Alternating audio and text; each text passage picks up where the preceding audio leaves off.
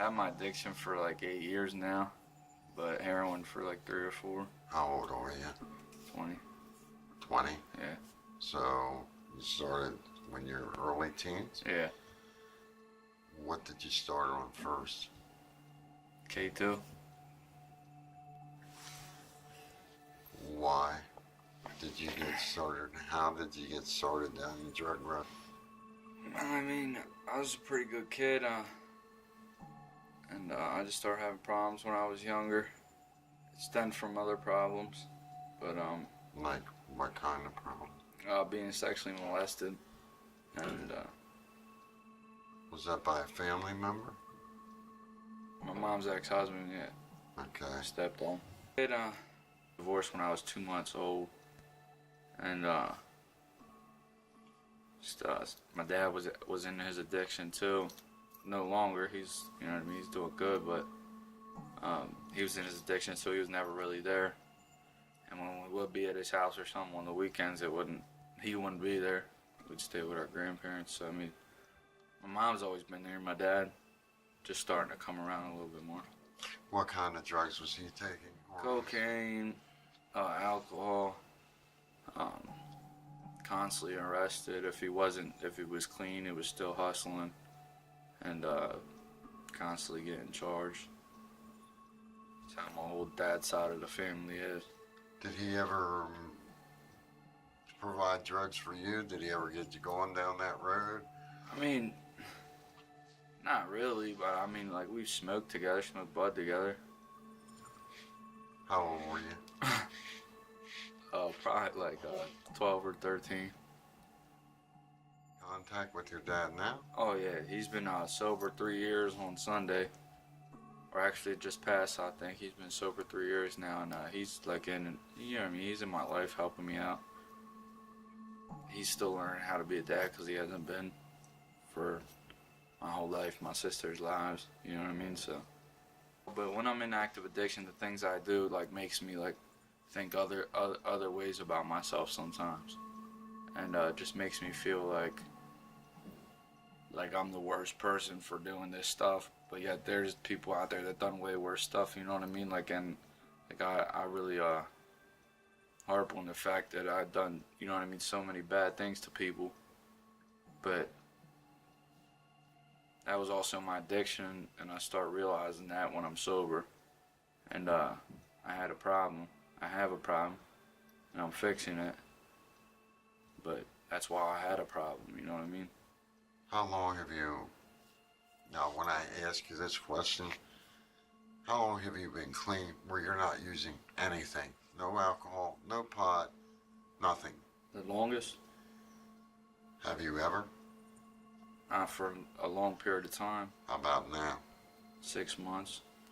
You don't use any pot, no alcohol? I'm on a Vivitrol shot. I don't use nothing. I stay in a recovery house. You're not living at home? I work a program. Okay. What do you see for your future? I actually started boxing. That's what I want to see for my future, is boxing. But I also see myself helping juveniles because that's part of life that I really started struggling as a juvenile. I just want to push kids, or at least help them, or let them know they don't have to do the same thing I did or that other people did as a juvenile, because that life wasn't fun at all. You might think it is while you're doing it, but it's not. That outcome is always bad. So I want to help juveniles, or just maybe start a program for juveniles. They can come do things, sports or something, a sports camp, so they're not out doing bad things like I was doing. How long do you think this road takes to recover? Forever. Okay. Forever. Never stops. I've been doing wrong for so long, and now that I'm doing the right thing, or been trying to do the right thing, when good things happen, it boosts my self-esteem, which boosts my confidence, which Like it's just a pattern when good things happen to me. When I get sober, like I said, it boosts my self-esteem, and I become confident that things will work out and I will succeed. Because I'll be quite honest with you and quite frank with you, you're the first person that's in such an early stage of recovery that's saying that they have confidence. Do you think that's an honest statement? Okay.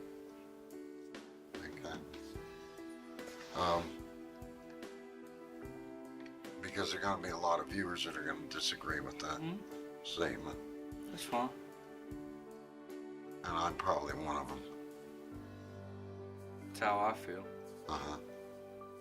Can that overconfidence also be a part of the problem of taking drugs? That you're confident you can get through it, that you're confident you can handle it?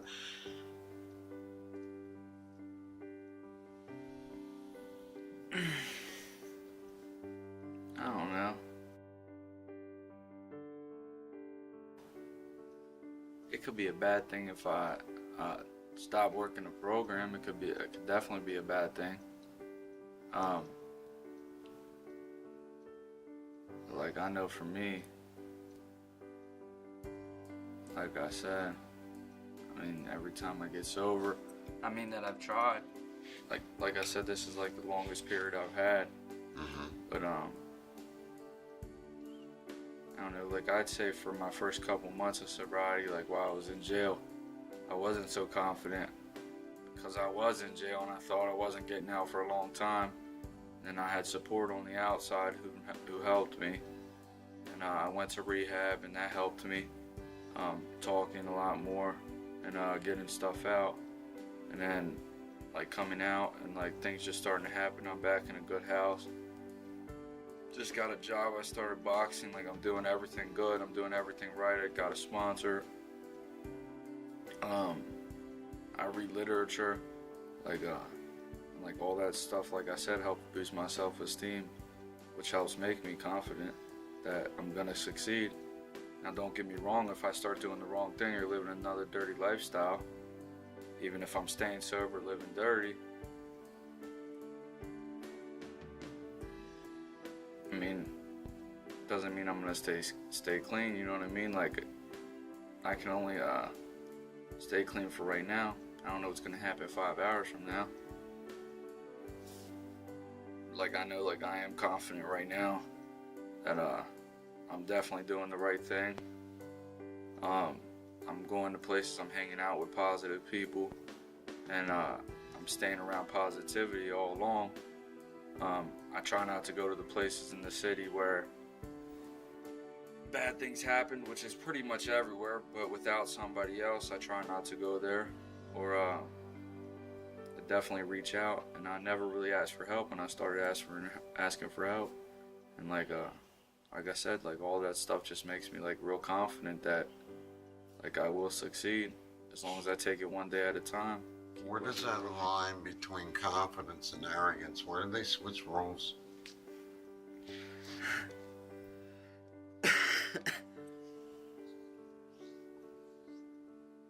I don't know.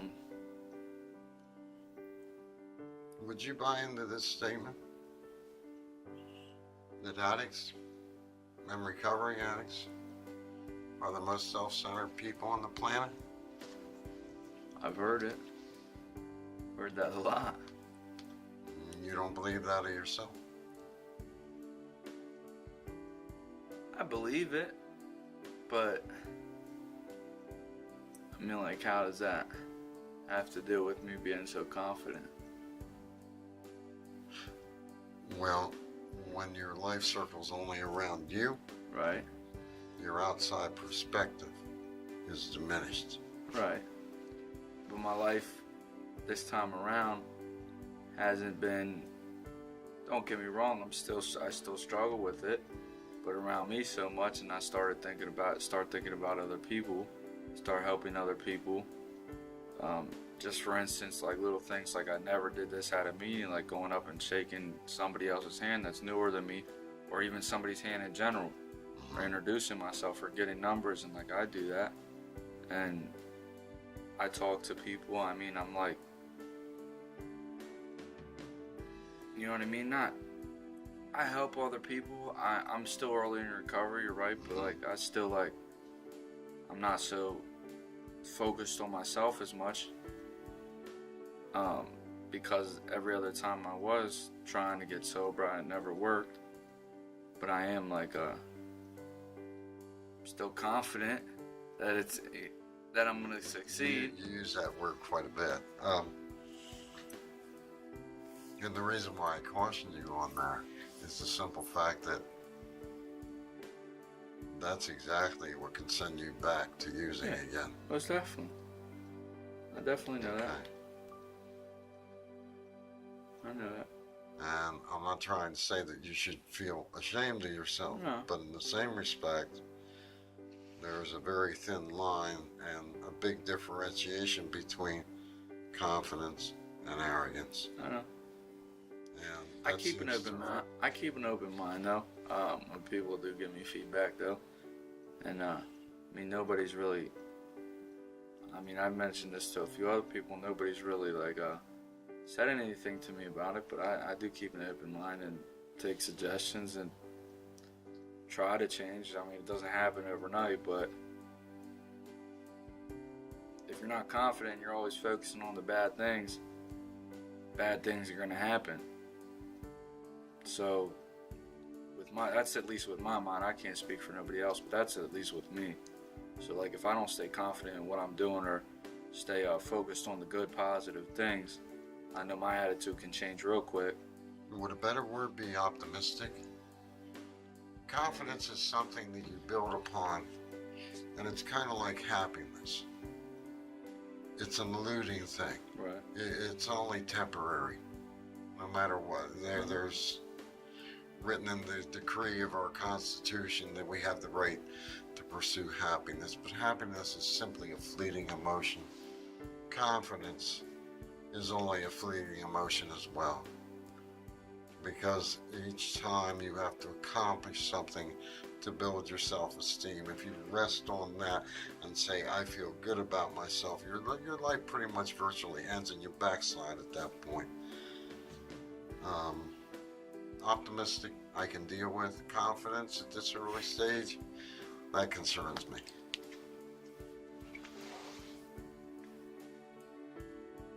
I'm not being your counselor. I know. I'm just simply saying what I've seen so much of. And I think, personally, I think it's a dangerous emotion. It is. It can be. But, like I said, I do remain open-minded, and I do, like, take suggestions. I mean, there is a lot of people I can talk to, like, any time of the day, night, anytime I want to, that live with me. I can pull them aside, and so it's, like, really not hard for me. It's not hard for me to reach out anymore either, like, because they probably been through the same thing that I have, or else somebody that they know has. So why be scared to tell them or speak on it? You know what I mean? There's nobody to judge you, and if they are, they're probably still sick. They're sicker than you. So I mean, like I said, like I don't have a problem reaching out or talking as much or asking for help, I would say. I did for the longest time, but I got a lot of things out. A more fresh mind coming to the streets, battling this addiction, so many people dying while I'm in rehab that I know, while I'm in jail that I know that just got out of jail, just sitting there talking to them, and they're dead. You get a phone call that they're dead, it's like reality starts hitting me, because in my addiction I don't look at if I'm gonna die or not, I just chase that next high. So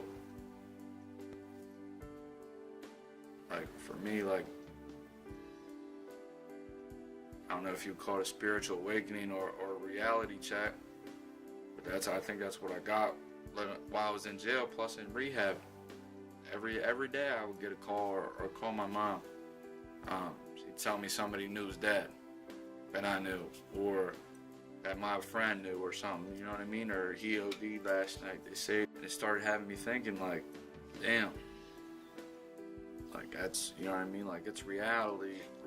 They were saying, like, 1 in 4 people come in prison while I was just in there, when the heroin got real bad just this time around. That 1 in 4 were relapsing within the first hours of being out, and a couple, you know what I mean? Probably 3 out of them 4 were dead in a couple of days. And it's happening. There's proof it's happening. So, like, just seeing, like, friends that never did drugs start doing heroin and dying, and realizing how bad their life got, because I never really focused on how bad my life got. But seeing somebody else's life gets that bad while I'm sober, or while I'm away, and seeing them die so quick, and then seeing their emotions of their family, because I really never paid attention to that either. How my family went through it. It's a family disease. How my family went through it and how bad it impacted my family. Like, realizing that now, it's like, it kind of like made me have a different outlook on things. Like, it kind of clicked on how more serious this was, or like you said, I'm playing with death every single time. Like, and that's really the truth. I never looked at it that way, but that's really the truth.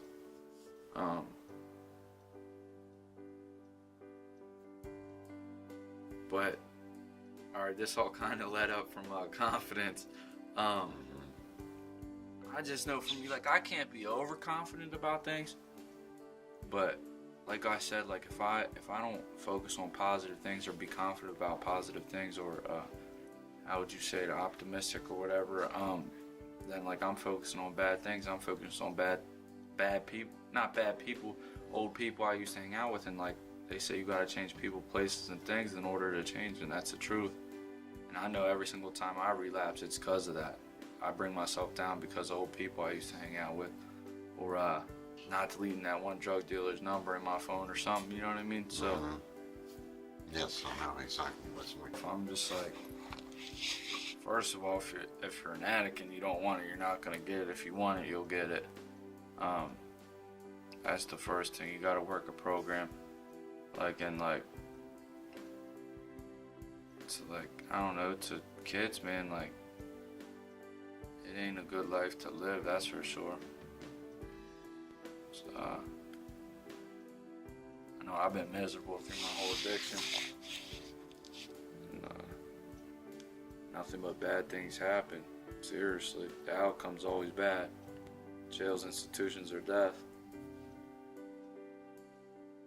That's the truth.